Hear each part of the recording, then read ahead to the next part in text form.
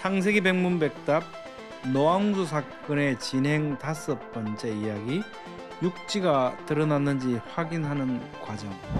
여러분의 구독, 좋아요, 알림 설정은 이 사역에 큰 힘이 됩니다. 안녕하세요, 김홍석입니다. 오늘은 육지가 드러났는지 확인하는 과정에 대해서 살펴보려고 합니다.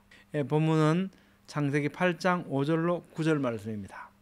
물이 점점 줄어들어 열째 달 곧 그 달 초하룻날에 산들의 봉우리가 보였더라. 40일을 지나서 노아가 그 방주에 낸 창문을 열고 까마귀를 내놓음에 까마귀가 물이 땅에서 마르기까지 날아 왕래하였더라. 그가 또 비둘기를 내놓아 지면에서 물이 줄어들었는지를 알고자 하매 온 지면에 물이 있으므로 비둘기가 발붙일 곳을 찾지 못하고 방주로 돌아와 그에게로 오는지라. 그가 손을 내밀어 방주 안에 자기에게로 받아들이고. 본문 이야기의 톨레도트 위치는 창세기 11개 톨레도트 을개 가운데 네 번째 톨레도트에 해당합니다. 톨레도트란 말은 내력, 사적, 족보 이런 뜻이죠. 창세기 전체가 11개의 톨레도트 구조를 갖고 있는데 그 중에 네 번째 톨레도트가 노아의 톨레도트입니다. 첫 번째 톨레도트는 창조 톨레도트, 그죠? 세계가 존재하게 된 경위, 내력을 말씀하고 있고요.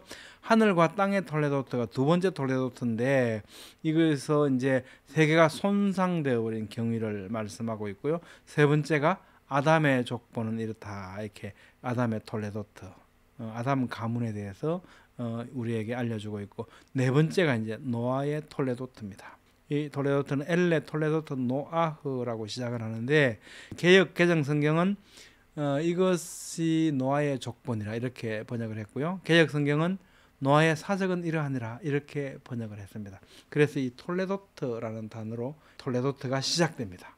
본문은 바로 이 네 번째 톨레도트, 노아의 톨레도트에 속해 있는데, 그럼 이 톨레도트 가운데 어느 위치에 있냐? 본문이 이 노아 톨레도트는요 크게 두 개의 열린 문단으로 구성되어 있습니다.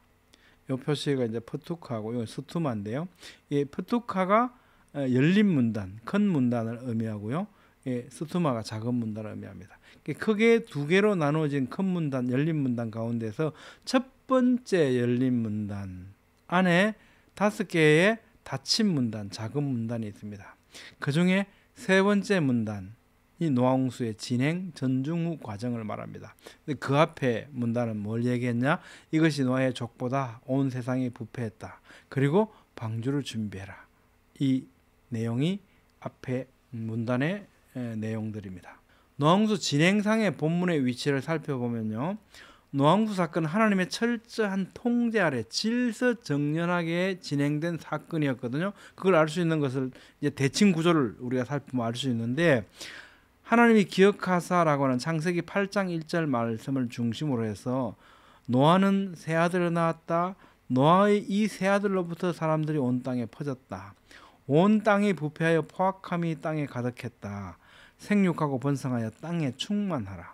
땅에 있는 자가 다 죽으리라. 내가 전에 행한 것 같이 모든 생물을 다시 멸하지 않겠다. 방주에 들어가라. 방주에서 나오라. 큰 기품의 샘들이 터지며 하늘의 창문들이 열려서 노아홍수가 시작되었다. 물이 그치고 땅이 말랐다.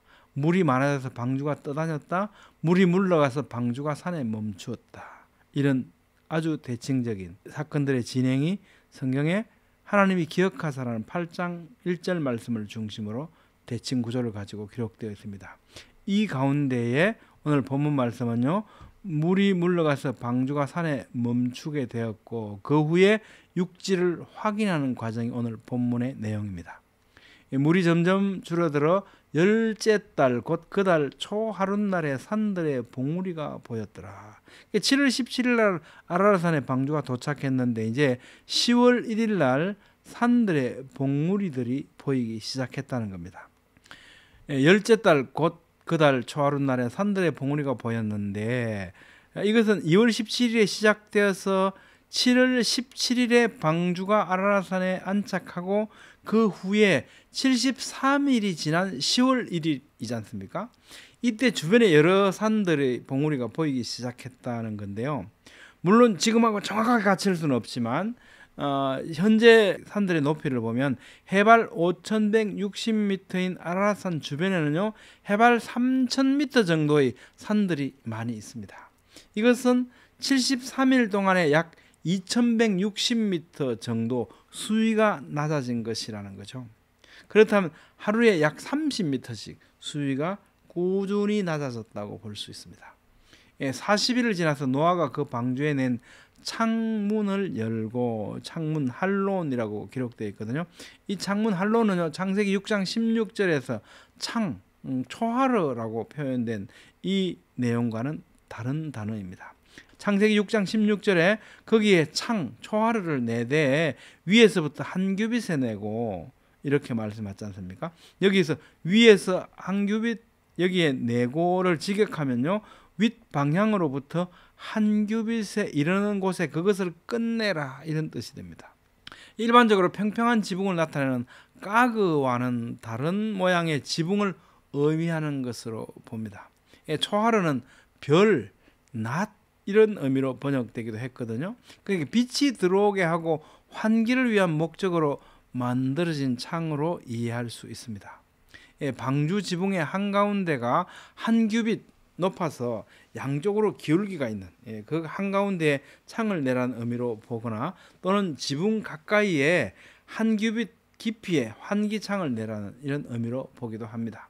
40일을 지나서 노아가 그 방주에 낸 창문을 열고 까마귀를 내놓았다. 40일을 지나서 그러니까 10월 1일 날 산봉우리들이 보였는데 그로부터 40일이 지났으니까 11월 11일이 되겠죠. 이날 이제 까마귀를 내놓았다는 겁니다. 까마귀를 내놓으면 까마귀가 물이 땅에서 마르기까지 날아 왕래하였더라. 까마귀가 날아 왕래하였더라. 이걸 직역하면 그리고 그것이 계속해서 밖으로 나갔고 계속해서 되돌아왔다 이런 뜻이 되는데요. 이것은 계속해서 노아가 까마귀를 계속 내어보냈다는 것이 아니고 또 까마귀가 계속해서 돌아왔다 이런 의미가 아니고 까마귀는 다시 방주로 돌아오지 않고 계속 지멋대로 앞뒤로 날아다니기만 했다 이런 의미입니다. 이게 방주로 안 들어온 거예요. 날아 왕래하기만 했고 8장 8절 그가 또 비둘기를 내놓아서 지면에서 물이 줄어들었는지를 알고자 하매 온 지면에 물이 있으므로 비둘기가 발 붙일 곳을 찾지 못하고 방주로 돌아와 그에게로 오는지라 그가 손을 내밀어 방주한 자기에게로 받아들였다. 성경에서 비둘기라는 단어, 요나라는 단어가 처음으로 여기에 나옵니다. 비둘기는 까마귀와는 달리 방주로 돌아왔습니다. 그래서 아직 발붙일 만한 마른 땅도 없다는 소식을 노아에게 전해 주었습니다. 여러분 어떻게 생각하십니까? 오늘은 육지가 드러났는지 확인하는 과정에 대해서 살펴봤습니다. 다음 시간에는요 육지가 마르고 땅이 마르는 과정에 대해서 살펴보겠습니다. 감사합니다.